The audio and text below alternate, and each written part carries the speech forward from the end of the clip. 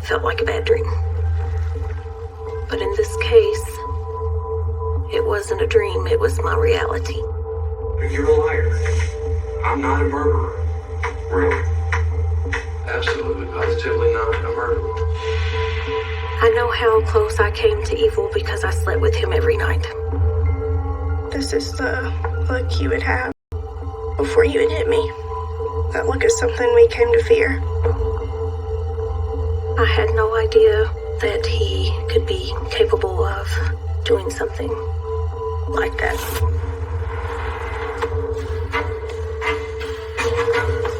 I lived years in fear of Kevin. I'm a violent person. I don't kill people. He told me how easy it would be for him to kill me at any moment. When do you think somebody would do something like this? I don't know. It'll take a sick individual. What do you think should happen to him? I think they should give a death penalty. Truthfully, I wish he was dead. I hate him. And I wish I could kill him.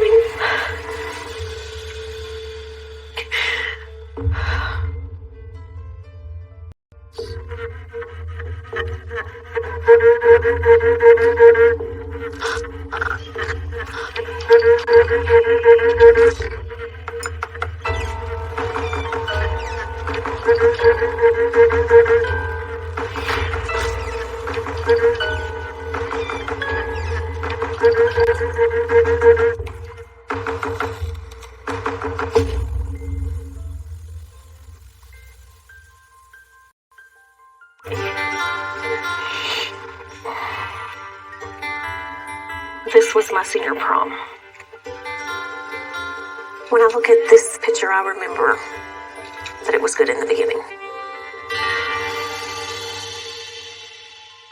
I was born and raised in Hopkinsville, Kentucky. I met Kevin from neighbors of my parents. When I met Kevin, I was still in high school, very young. We dated about 9 months before we got married. I thought he was kind and gentle. I had a 3-month-old daughter, Brooke, that Kevin did treat as his own, and I loved the fact that he was so good with Brooke. This was our first family photo. It's hard to look at this picture and believe that this is the same man. We talked about marriage. We had our first child together, and several years later we had our second child. Had high hopes of having a good marriage. I like to think that Kevin was happy in this picture.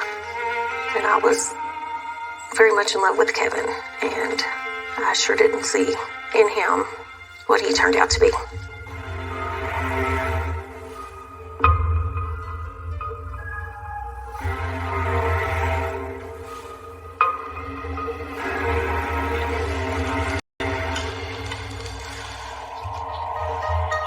Our marriage was normal in the beginning. Over time, things changed. He was being mean and controlling of the children. I think we all kind of started to feel like prisoners inside our own house. What are you doing?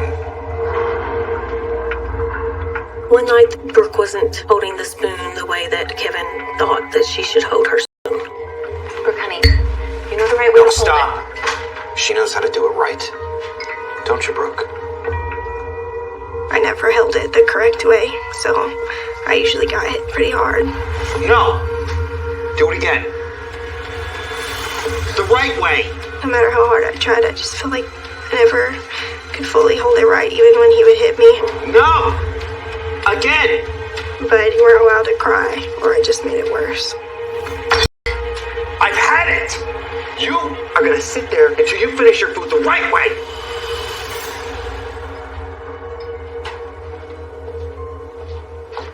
Kevin told her that she had to stay there until she finished eating. Can I go? Yes.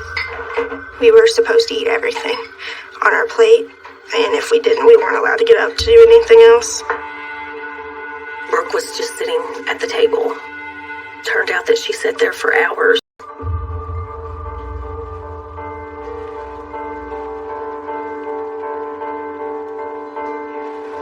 both knew that if Kevin found out she didn't finish her dinner, she would get a spanking.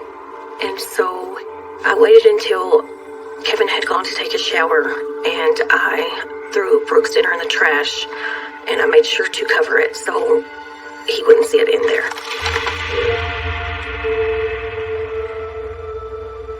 I tell Brooke to tell Kevin that she finished her dinner. You can go. I did my best to have things go smoothly so that Kevin wouldn't have a reason to get angry.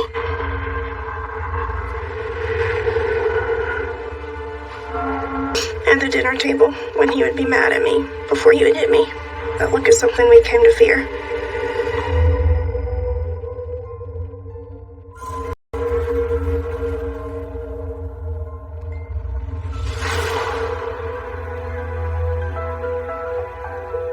This picture, it's me and Kevin Jr.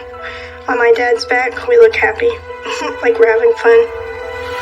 I feel like this was a time when the games were still fun, and that we all seemed to enjoy them. Soon the games would turn differently. They wouldn't be fun anymore.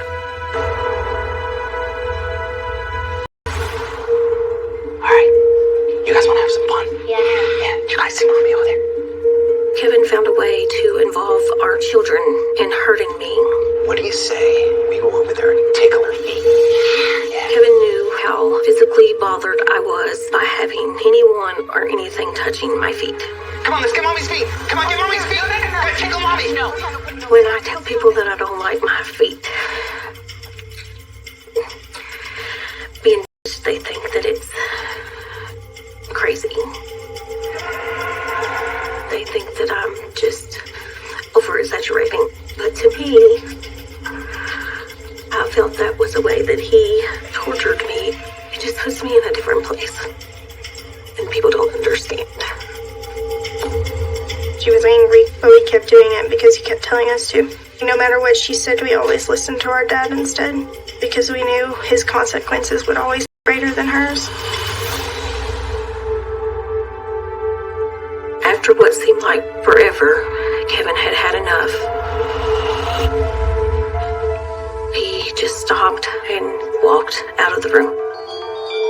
And everything went back to normal. Kevin making a game out of things that were hurtful to me. I believe that he found joy in that.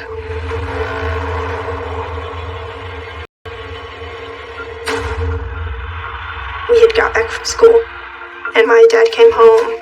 Brooke, where is your mother? She's upstairs sleeping. We told him that she was taking a nap. He seemed angry already, and he just kind of went angrily to the bedroom. I never heard Kevin come into the bedroom. I didn't know he would even come home.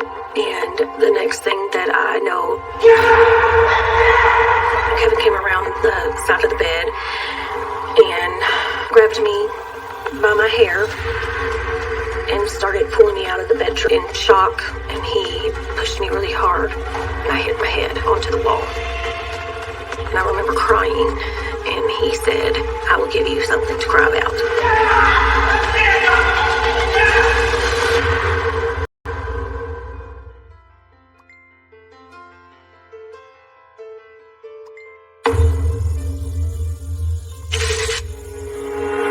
Go!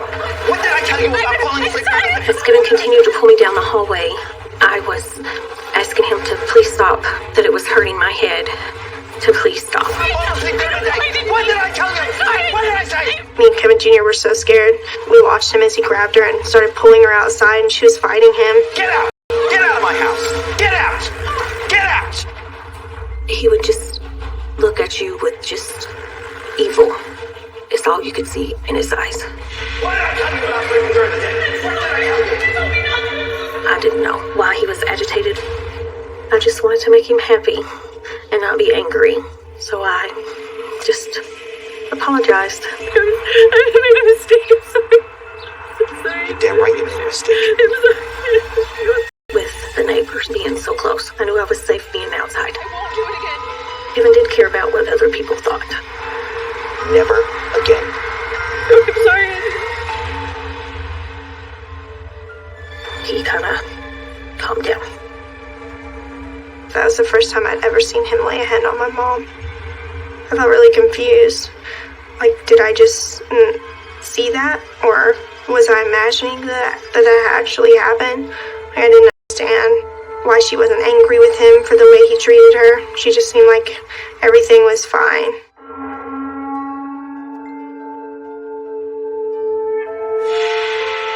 Over the years, Kevin would hit me or hold me down.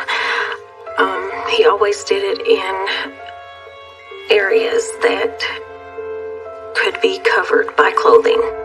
He never left marks. I never called the police because I was scared of what Kevin might do to myself or the children afterwards. I didn't want anyone to know about the abuse, and I worked very hard to put out a perfect family image. My dad was more angry, didn't care anymore. My mom walked on eggshells, and she was careful with everything she did. And my brothers and me, I guess we learned to be quiet so we wouldn't get in trouble. Get a job so that I could leave Kevin. I was very good at pretending that we had a very happy life.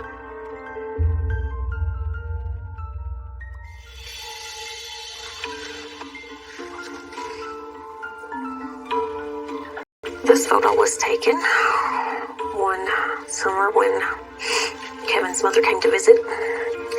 He puts on a show for his mother that he's the perfect husband, the perfect father, as I put on a show for everyone else. If I could tell myself in this photo what was coming, I would tell her to leave everything and just run away.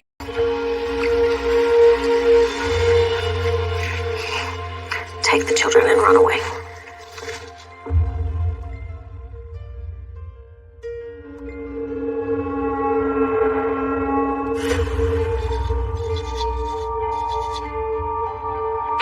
Over the years of our marriage, Kevin purchased several guns. Rifles, handguns, and with having small children, it made me nervous to have guns in the house. He always did say that was just in case someone broke into the house.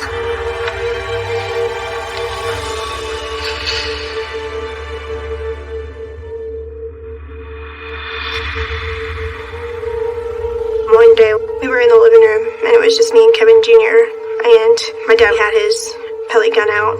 It shoot just little bitty pellets that kind of just look like little metal balls. He did shoot targets for practice sometimes.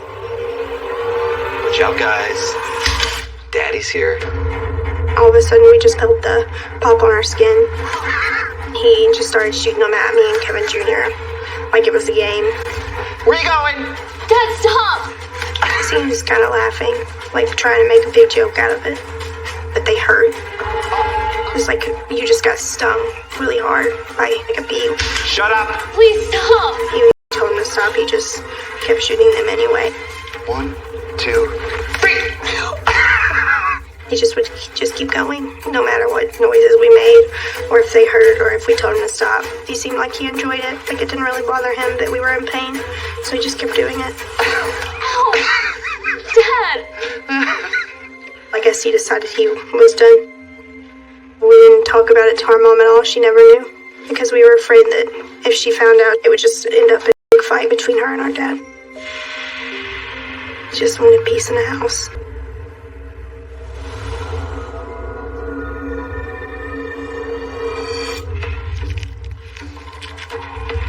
Every Halloween, I bought Kevin his favorite candy, and this Halloween, I ate some of it.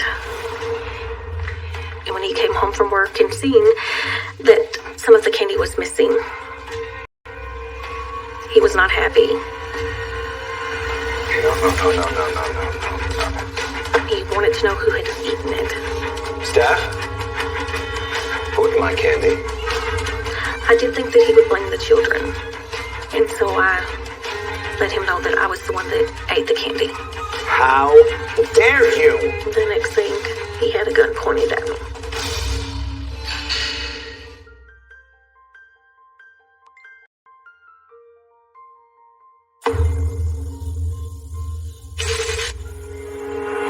Who ate my candy? I had a couple pieces. Sorry, I can go get some more. I did walk away when he got angry. The next thing, he had a gun pointed at me. Kevin, what are you doing? How dare you? He told me how easy it would be for him to kill me at any moment. I can blow your brains out right now. You will never touch my things again. I started crying and was begging him over and over not to hurt me, that I wouldn't do it again. And eventually he put the gun down and left the room.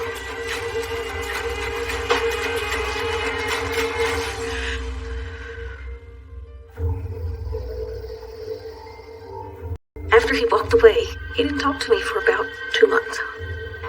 Hey, honey, how was your day? Ignored me, even though we shared a bed. Felt trapped. After years of Kevin telling me I'm stupid, I'm dumb, could never live a life without him, over and over, you do start believing those things. And I just wanted to work everything out. But instead of it all getting better, it just gradually got worse.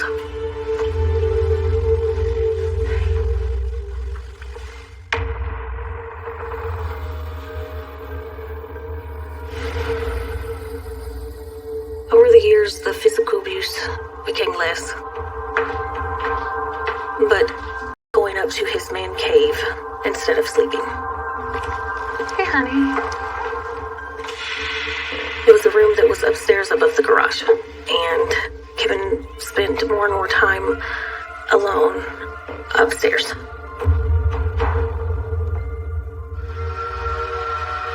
It got to where he didn't want to eat with us, and he would just come home and go straight upstairs. And he wouldn't come to bed for several days. That's it. Kevin. Honey, do you want to join us for dinner? And he could leave, and I wouldn't know, since he could go out through the garage, and I would never ever notice.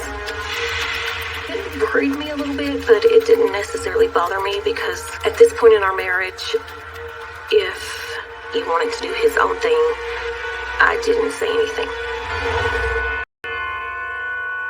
It was a relief, because I wouldn't have to deal with him.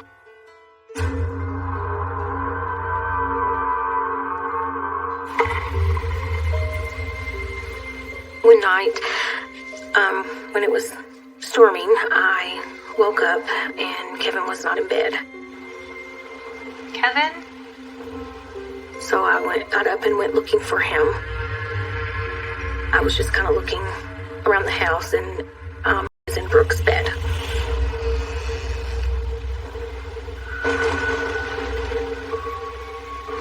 Maybe the thunder woke me up, and I woke up and I felt another person in my bed. So I looked over and saw my dad, and I was just really confused because he wasn't there when I went to sleep.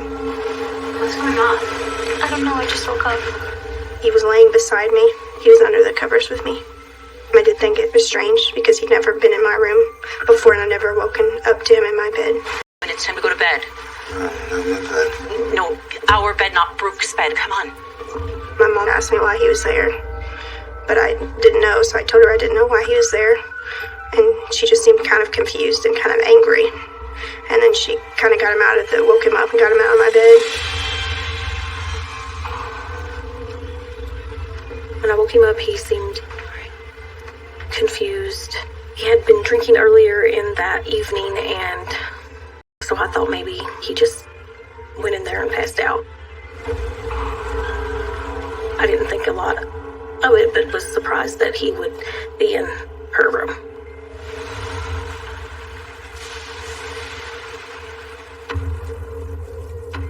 After that night, I became really terrified of thunder. And it just seemed odd to me because I'd never been afraid of it before. And I would hide under my covers in fear. Just kind of makes me feel frightened that anything could have happened. What he would do in the future kind of makes me think that maybe something happened that night. And maybe I just closed it off so I wouldn't think about it.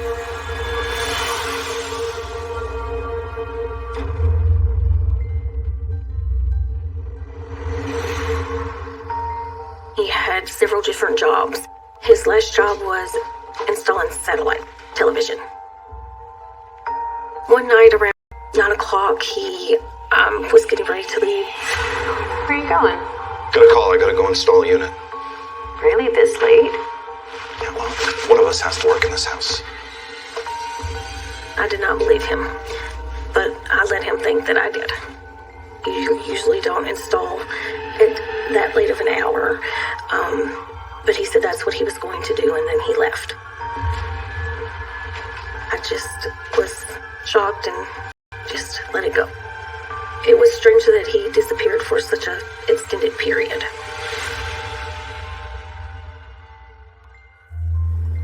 I thought Kevin was spending so much time alone because he was having an affair.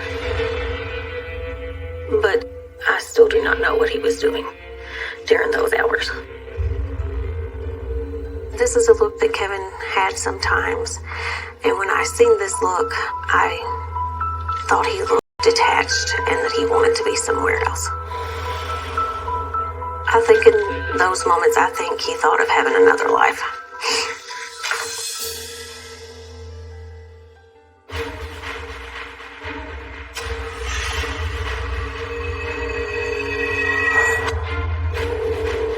We come home one evening and there was blood. A large amount of blood in the living room.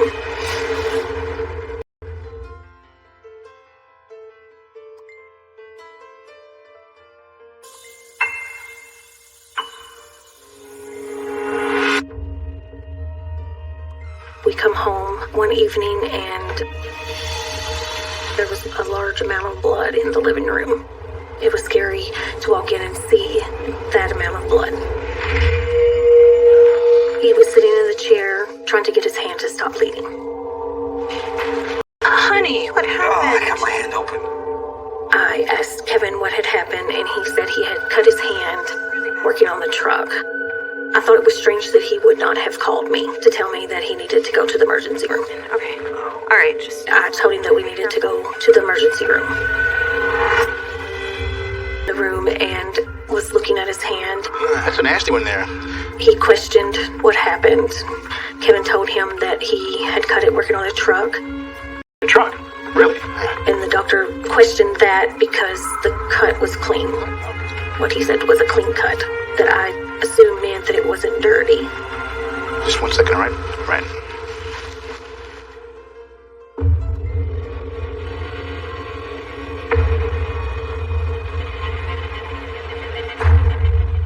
The thing that sticks out is just Kevin's reaction to the officer coming in. He was just freaking out. What's the cop doing here? He just wanted to know how he got the cut, because the cut looked clean, not a cut that you would get while working on a vehicle. Well, like I said, I cut it on my truck. Okay, sir, I'm just asking questions. Then why are you acting like I'm lying? Sir. They could suspect that he may have been in a fight or maybe trying to harm himself. We're just trying to make sure that you and your family are safe, okay? Kevin was becoming more agitated. I had seen Kevin get agitated on several occasions, but never agitated like that in front of someone else. So the officer said okay and left the room. And then he eventually started to calm down. I didn't ask Kevin any questions about why he was agitated with the officer coming in the room, because I didn't want to agitate him more than he already was.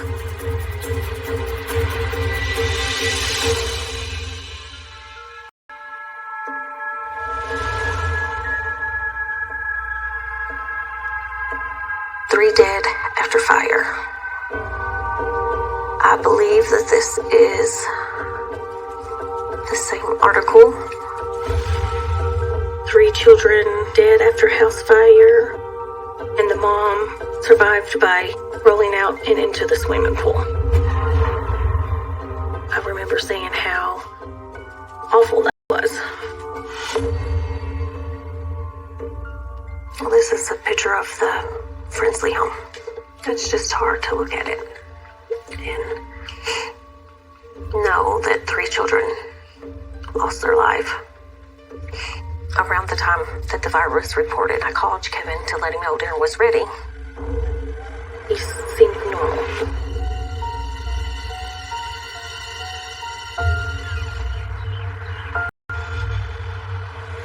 When he came home from work that afternoon is when he told me that he had been pulled over. I asked why, and then he went on to tell me that it had to do with the house fire. Wait, pulled over? Why? Because the person was supposedly in their work vehicle.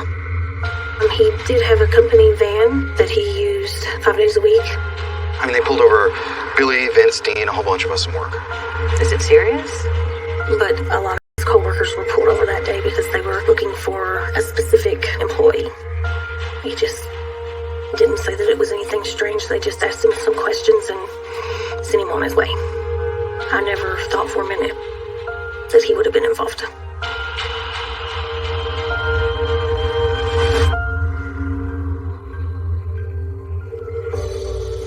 A couple nights after I seen the article in the paper, Brooke had a friend stay over. They would take up beds on the couch, stay up late watching TV, eating popcorn. As far as I knew, everything that evening was normal. I didn't find out that it wasn't normal until later. My friend said that she had been awake when he had come into the living room. And he was watching out the window and pacing back and forth like he was waiting for something. She was frightened. She told me that he looked really nervous and he kept looking through the window like he was searching for someone or waiting for something to happen. And that he even kind of looked back at me and her. I would have been afraid to if I had been watching him.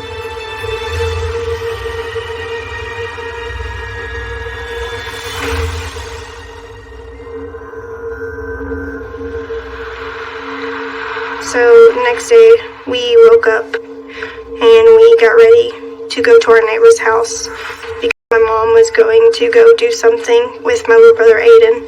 And me and Kevin Jr. hadn't been at the neighbors for too long when we were told to come inside, stay away from the windows.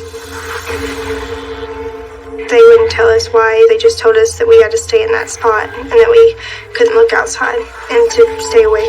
But I snuck away from where I was supposed to be so I could look out the window to see what was happening. And that's when I saw that there was the police cars at our house.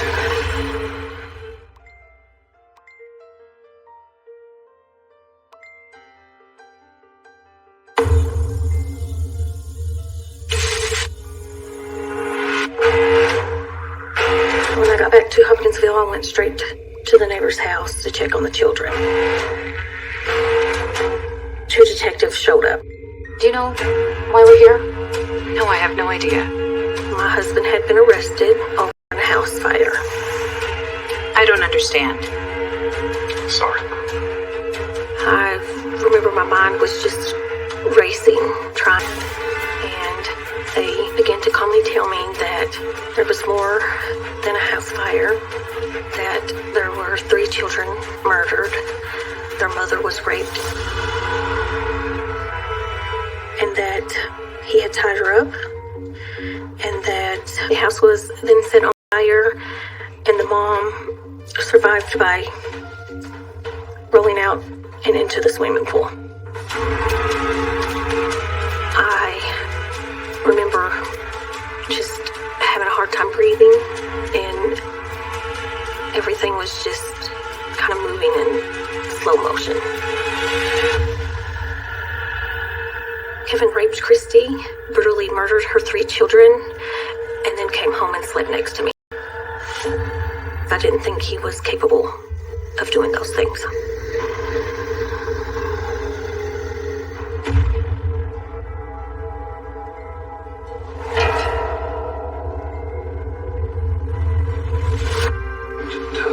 was to the day I died. I had nothing to do with it. Was it an urge? Did your soul want me to do this? You just showed up in their driveway and went in there and killed them all randomly. You're going to keep denying this? Absolutely. I'm going to deny that I had nothing to do with this.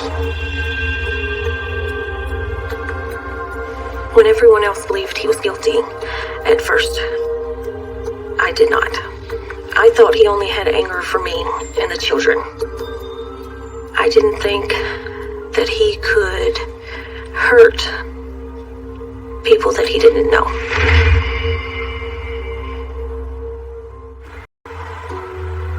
When I went to visit Kevin in jail, I was hoping he could give me some kind of answer to why they believed he committed these crimes. Why did they arrest you? It's nothing. What do you mean it's nothing? They're saying that you killed 3 kids. He gave me no explanation for anything. He told me that I would get my answers when it went to court. No. Looking back now, I believe that was his way of telling me he was guilty.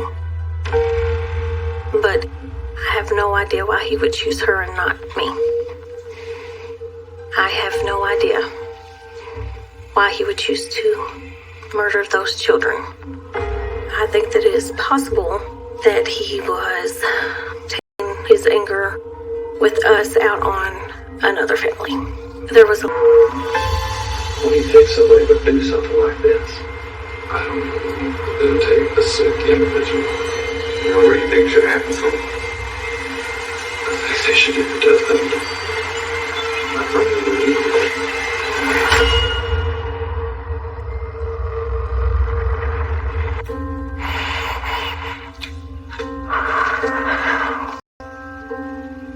This is a photo of Ethan. Ethan was 5 years old when Kevin stabbed him to death. This is a picture of Courtney. She was 14-year-old when Kevin stabbed her to death. This is a picture of Kayla. She was 17 years old. Kevin murdered her.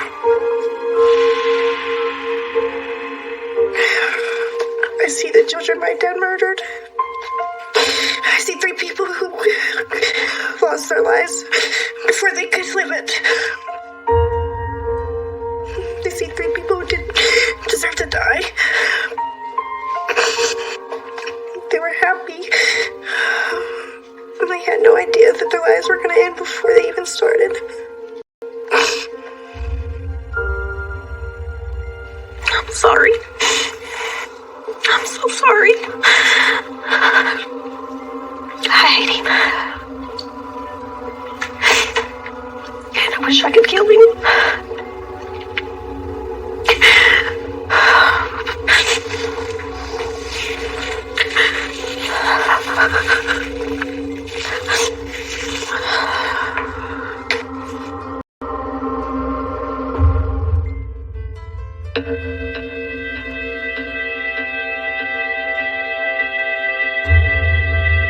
I became more depressed as time went on. I had a lot of friends, but I just kind of closed myself off. I just wanted to sleep or be alone. I contemplated suicide a lot when I was younger.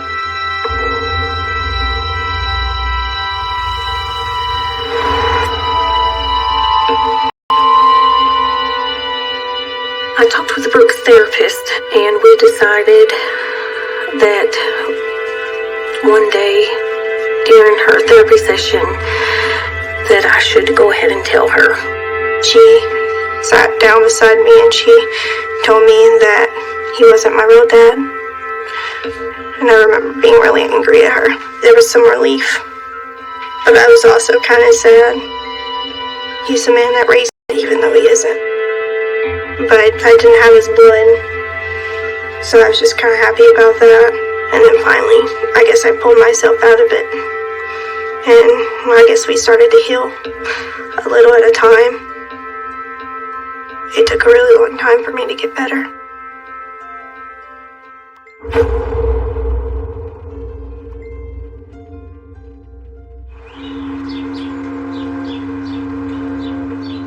I remember blaming myself. I felt guilty because it was that family and not our family.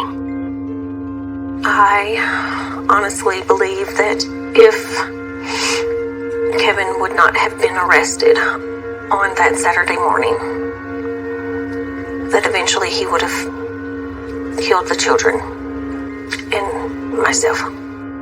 I have carried guilt for a long time, and I still do not have the answers, and I know now that I will never get the answers that I'm looking for. But if he is executed, I will feel a sense of relief.